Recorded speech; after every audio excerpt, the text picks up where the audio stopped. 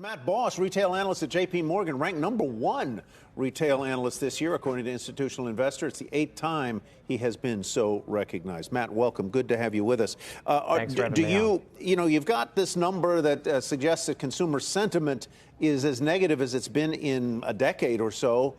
Does that trouble you, and does it spell trouble for retail stocks?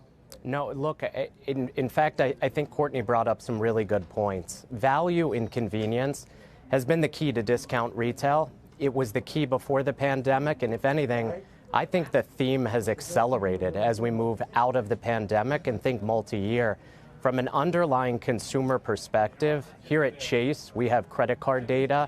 I could tell you right now, the data for October hit a new peak to close out the third quarter. And what we're seeing in November is very robust underlying consumer data, which heads right into the holiday and, in my opinion, continues as we move into 2022.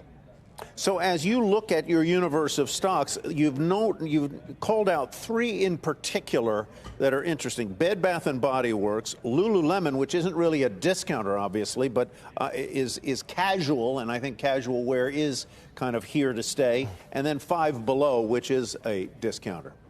Yeah, what we're focused on is what's the next leg of the recovery. And I think there's a couple angles to it. Number one, we're looking at global mobility, which I think will be as areas outside of the U.S. As we see Europe recover, global tourism return.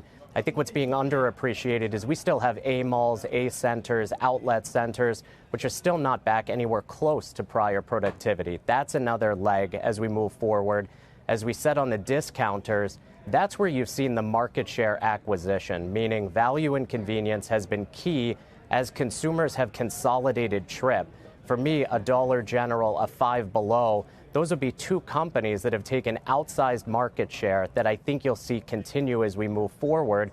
And what you mentioned on the casualization side, I think it's probably the mega trend overhanging this on a multi-year as we move forward, meaning the total addressable market, or the TAM, for casualization, which for me is active, which would be Lululemon, Nike, Under Armour, but also for denim, which would be Levi's, American Eagle, Abercrombie, I think is much larger on the other side of this in terms of taking share across apparel.